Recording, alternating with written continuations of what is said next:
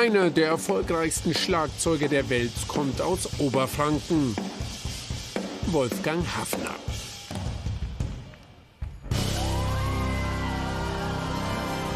Tausende von Konzerten in mehr als 100 Ländern hat er bis heute gegeben.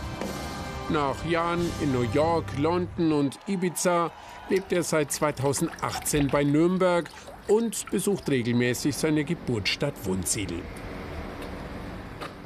Ich stehe jetzt vor dem Geburtshaus von Jean Paul, gleichzeitig meinem Geburtshaus. Ich bin hier oben im 2. Stock geboren.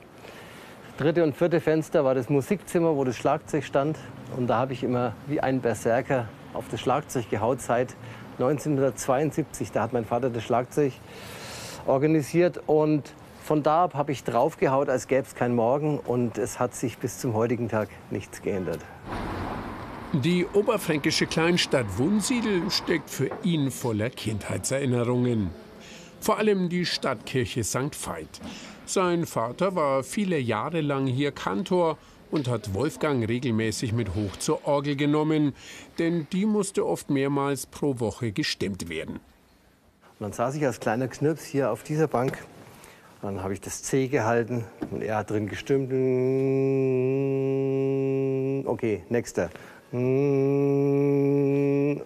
das war halt auch so der Deal. Ich durfte dann Fußball spielen, solange ich wollte, wenn ich dann halt ab und zu dann auch ihm beim Orgelstimmen geholfen habe. Fußball spielen, das war für den kleinen Wolfgang damals das Allergrößte. Hier war das Fußballtor.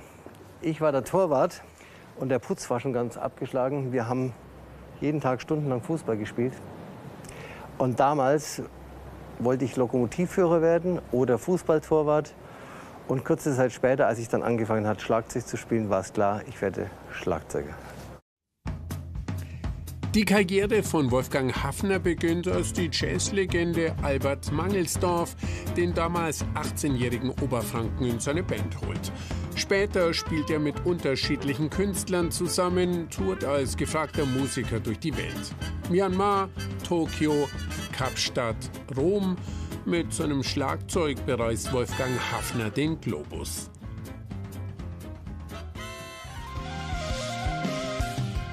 So ernstzunehmende Auftritte waren dann natürlich mit Chaka Khan, mit der berühmten Soul-Sängerin, mit der war ich 2 Jahre in der Welt unterwegs. Dann war ich mit Al Jarreau unterwegs, war 11 Jahre Schlagzeuger bei Doldinger Passport.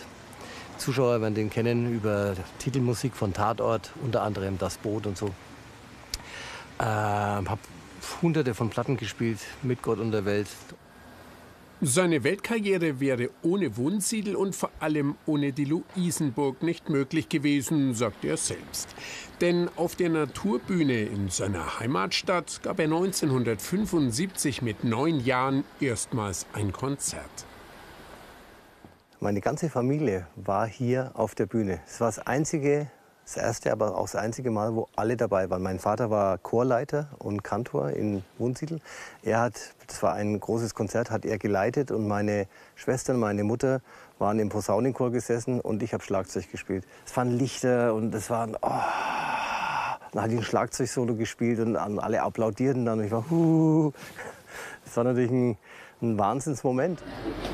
Hey! Ja, servus. Wie damals in seiner Kindheit kommt Wolfgang Haffner bei jedem Wunsiedel-Besuch in die Eisdiele. Und wie damals bestellt er seine Lieblingssorten und trifft Roland Günther. Die beiden verbindet eine mehr als 50-jährige Freundschaft. Wie ich seine Laufbahn verfolgt habe, hat mir das immer imponiert und war sehr glücklich über das, wie er geworden ist.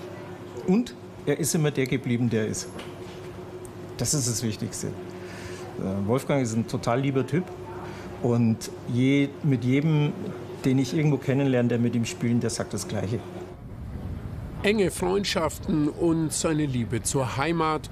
Trotz Weltruhm sei das für ihn das Wichtigste. Und deshalb nimmt sich der Musiker zwischen Konzertterminen in New York, London oder Tokio auch immer wieder Zeit, seine alte Heimat Wunsiedel zu besuchen.